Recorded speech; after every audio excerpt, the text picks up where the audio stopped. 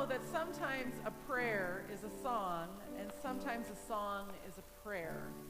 And so today, as children of the Lord, let us sing. Lord, listen to your children praying. Lord, send your spirit in this place. Lord, listen to your children praying. Send us love, send us power, send us praise. Please hum.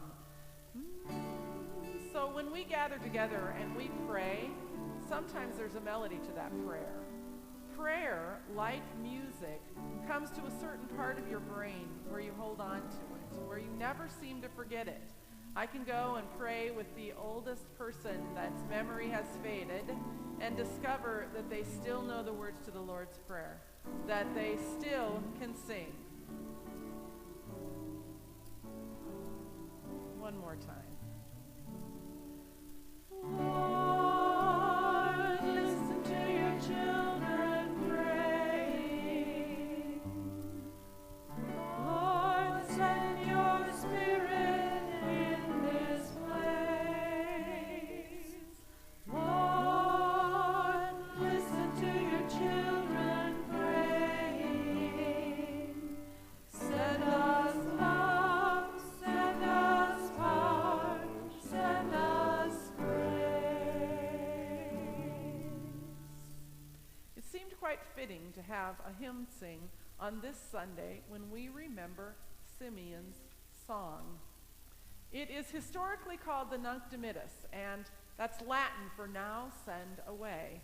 Remembering the story, Mary and Joseph have gone to Jerusalem, about a 5-mile walk from Bethlehem, and to get to the temple. Now, Luke is a little bit confused because he starts out by saying they're going in for the purification, and then he says, but it's about the presentation, and then he talks about the turtle doves, which is a part of the purification. The purification and the presentation could not have happened at the same time. Interesting, huh? So Luke's a little confused here in this writing, but what matters to us is that they have gone to the temple as a family. And since they've gone to the temple as a family, that to me tells me that it's about the presentation, not the purification. It's about Jesus, which would make sense, right? Because the purification is about Mary, not about Jesus. So today, as Mary and Joseph are going up to the temple, they have the baby Jesus with them. And as they make their approach, they are greeted by the wise old man, Simeon. Now, I've been blessed to be able to have traveled to many different countries, and it seems that everywhere that I go, I end up visiting churches, right? Don't you all find that when you go, you visit churches? And every time I seem to go into one of those churches, I find old, wise people. Now, I'm trying to avoid saying the word old, because wisdom doesn't always have anything to do with being old. I often find both old and wise people. In Krakow, Poland, it was a docent that showed us all around the church, pointing out things, and mainly where the Pope had communed, where the Pope had stood, because remember, back then when I was there, the Pope was Polish. That Pope has now passed on. When I've gone to Yugoslavia, with several old grannies who were sitting and keeping vigil over all the candles, the prayer candles that get lit. And if a candle would go out, they would scurry or shuffle up and relight another candle. In Ethiopia, widows always gathered every day around the church to pray. Not inside the church, only around the outside of the church. It seems quite normal to me that Simeon and Anna would be hanging around the church, that they would be outside the temple. It's a little different that Simeon was allowed to take the child into his arms, isn't it? In our day and age, we would never dare to go up to some couple that we don't know and take a baby out of their arms. In fact, probably we'd get arrested. It'd be scary, but it was a different time.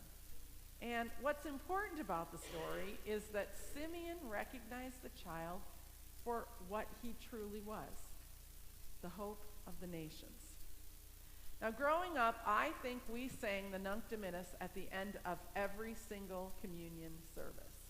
I do remember specifically changing from the old hymnal, the old red hymnal, to the green hymnal. Anybody else remember doing that and all the training we had to do? Mm-hmm. But I don't remember any music from the old red hymnal. But what I remember is music from the green hymnal. So as we sing the Nunc Dimittis, if you know this, I invite you to sing along. Lord, now you let your servant go in peace. Your word has been fulfilled. Mine own eyes have seen the salvation which you have prepared in the sight of every people, a light to reveal you to the nations, and the glory of your people, Israel. Glory to the Father, and to the Son, and to the Holy Spirit, as it was in the beginning, is now, and will be forever. Amen.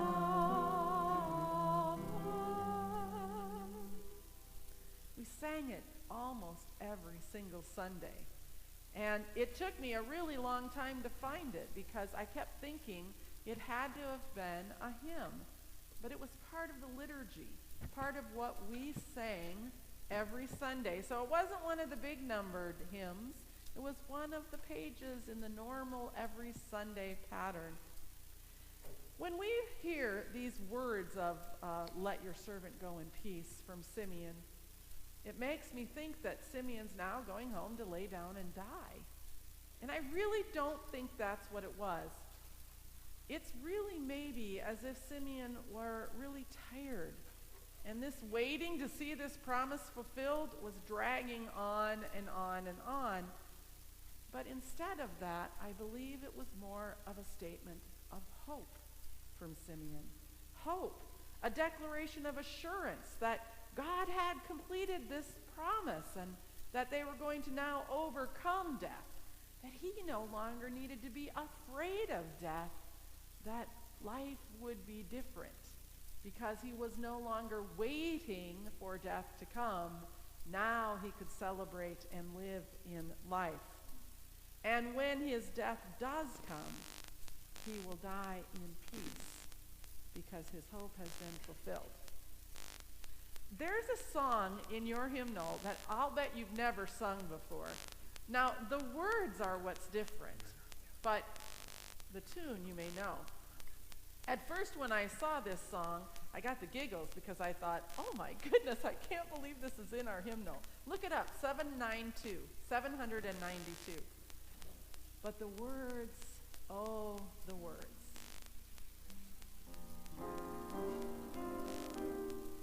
Please join me.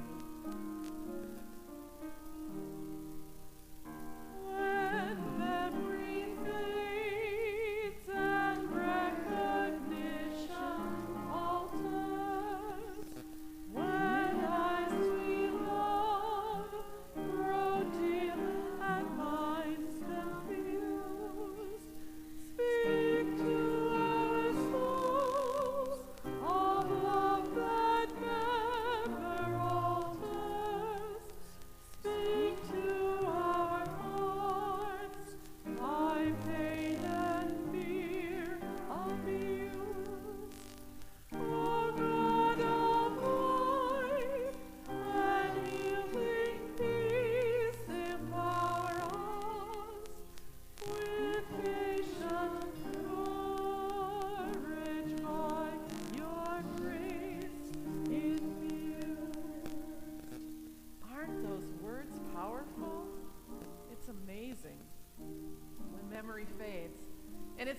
as we continue to grow older and older, maybe like Simeon and Anna, we are having more and more of our memories fail.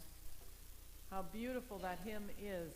I'm going to hold on to it because there will be times when I go to visit someone and I'll want to sing it. And I believe they'll know that memory or that melody and hum along at least. You know, life and God's promises to our life are really worth singing about. It's actually the song of Simeon.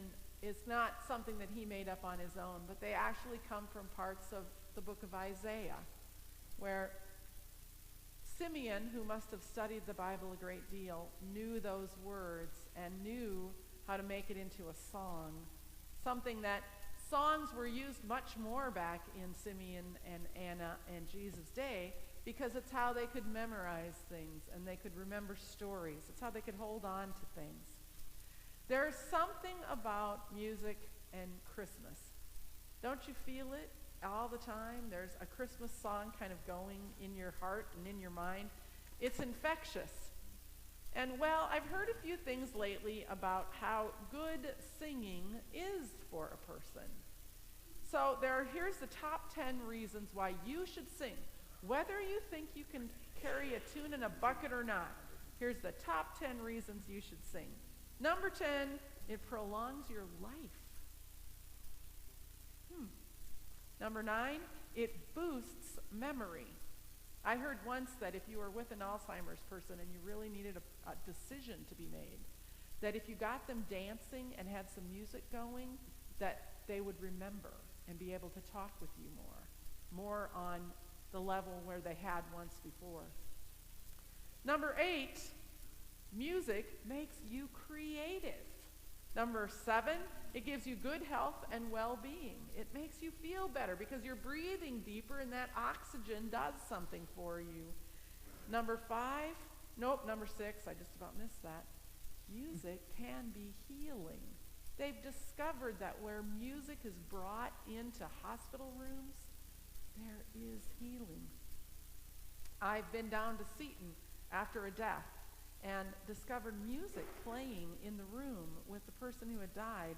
And I thought, I walked in, there's nobody there but our dead member, and the music was playing, and I look around, and I immediately feel the peace that music brought. Number 5 is that music can be a way to help you express yourself. Yes, there are some of us who don't know how to say the meaningful things, and maybe finding a song can do that for you. Number 4, music connects you to people because people like music, so it's a way for you to enter into relationship with others. Number 3, it's a great stress buster. No matter how you sound, you can laugh and you can smile when you sing. It's really hard to sing with a frown on your face. Actually, if you sing with a frown on your face, you'll probably go flat. But if you smile, it will be better. It just relaxes. Frowning is tense on your muscles. Smiling is the relaxation of your muscles. And you say, but when I smile, my face starts to hurt. Well, that's because we don't do it enough. Number 2, singing can make you a better person because it can make you vulnerable. It can make you not be afraid to just try being different. And number 1, the number 1 reason that people should sing is because it makes you happy. I even heard on TV last week that the best way to guard off getting Alzheimer's is to be involved in a musical activity later in life. Karen, the choir's going to get a bunch of new members. Remember that song, Sing, Sing, Sing? You got to give me that first note. I won't be able to find that. Sing, sing a song. You know it. Sing out loud. Sing out strong. Sing of good things, not bad.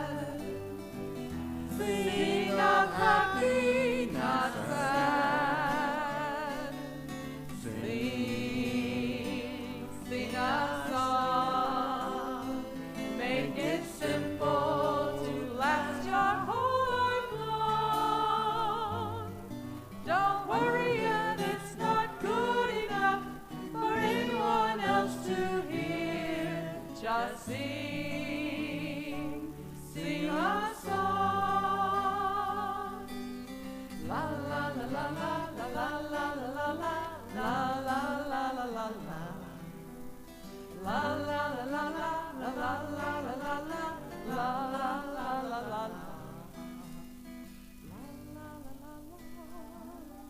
So, oh come, let us sing to the Lord. Let us make a joyful noise to the rock of our salvation. Let us come into his presence with thanksgiving. Let us make a joyful noise to him with songs of praise.